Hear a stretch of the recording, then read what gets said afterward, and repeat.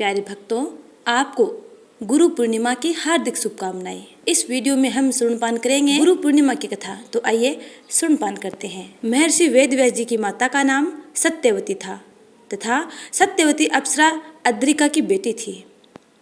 अप्सरा अद्रिका एक मुनि के शाप के कारण मछली बन जाती है और यमुना नदी में निवास करती है।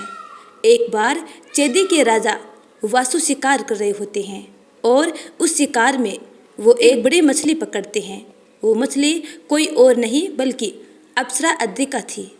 राजा इस बात से अनजान थे कि उसने जो मछली पकड़ी है वो एक शापित महिला है। जिसके बाद वो अपने राज्य जाकर उस मछली का पेट चीरते हैं और पाते हैं कि उस मछली के पेट के अंदर दो मानव शिशु हैं, एक लड़का और एक लड़की। राजा लड़के को अपने पास रख लेते हैं और औलादहीन होने के कारण उस बच्चे को प्रजा के सामने चेदी का राजकुमार घोषित कर देते हैं। राजा लड़की को मत्स्यगंधा, जो कि एक मछुआरा था, उसको दे देता है। जिसके बाद वो मछुआरा लड़की को अपनी बेटी की तरह पालता है और उसका नाम काली रखता है, क्योंकि लड़की का रंग सांवला था। समय के साथ काली का नाम सत्यवती हो जाता है। अब सत्यवती अपने बचपन काल से बाहर आ चुकी है। तब उसकी अब विवाह की उम्र हो गई है। सो उसके पिता उसके लिए योग्य वर ढूंढना शुरू कर देते हैं। एक बार सत्यवती की मुलाकात ऋषि पराशर से होती है। ऋषि पराशर सत्यवती से नदी पार करवाने की सहायता मांगते हैं। पिता के दूसरे काम में व्यस्त होने के कारण सत्यवती को ऋषि पराशर को नदी पार करवानी पड़ती है। ऋषि पराशर नदी पार करते वक्त सत्यवती के रूप और सांवले रंग पर मोहित हो जाते हैं और सत्यवती के सामने शादी का प्रस्ताव रखते हैं। सत्यवती मछुआरे की पुत्री होने के कारण ऋषि पराशर के शादी के प्रस्ताव को ठुकरा देती हैं, लेकिन बाद में ऋषि पराशर के शाप के डर से उसकी बात को मान लेती है और एक शर्त रखती है, हमारे संबंध के बारे में किसी को पता नहीं चलना चाहिए ताकि कुल की बदनामी से वो बच सके, तथा एक मेधावी पुत्र की मांग करती हैं जो बाद में विश्व प्रसिद्ध तथा विद्वान बने। ऋषि पराशर सत्यवती की बात मान लेते हैं और फिर महर्षि वेदव्यास का जन्म होता है।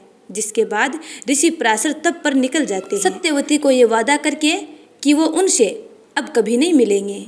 महर्षि वेदव्यास के बाल काल का नाम कृष्णा था। महर्षि वेदव्यास अपने पिता ऋषि पराशर की तप और आशीर्वाद से शीघ्र बड़े हो जाते हैं। महर्षि वेदव्यास बड़े होने पर जंगल में तप करने के लिए चले जाते हैं और अपनी माँ को ये वचन देते हैं कि जब भी वो अपने पुत्र को याद करेंगे वो अपनी माता की सहायता के लिए हाजिर हो जाएंगे। लेकिन उनकी माता ने इस इच्छा को नहीं माना। महर्षि वेदव्यास ने अपनी माता से इसके लिए हठ किया और अपनी बात को मनवा लिया, लेकिन उनकी माता ने आज्ञा देते हुए कहा कि जब भी घर का ध्यान आए तो वापस लौट आना। इसके बाद महर्षि वेदव्यास तपस्या हेतु वन में चले गए और वहां जाकर उन्होंने कठोर तपस्या की। इस तपस्या के पुण्य से उन्हें संस्कृत भाषा में प्रवीणता हासिल हुई। इसके बाद वेद व्यास जी ने चारों वेदों का विस्तार किया, साथ ही महाभारत, 18 महापुराणों और ब्रह्मास्त्र की रचना की। इसी के साथ उन्हें अमरता का वरदान प्राप्त हुआ।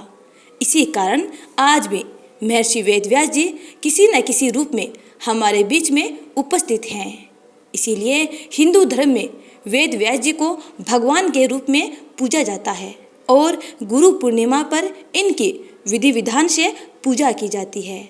तो प्रेम से बोलिए महर्षि वेद व्यास जी की जय, सभी गुरुओं की जय।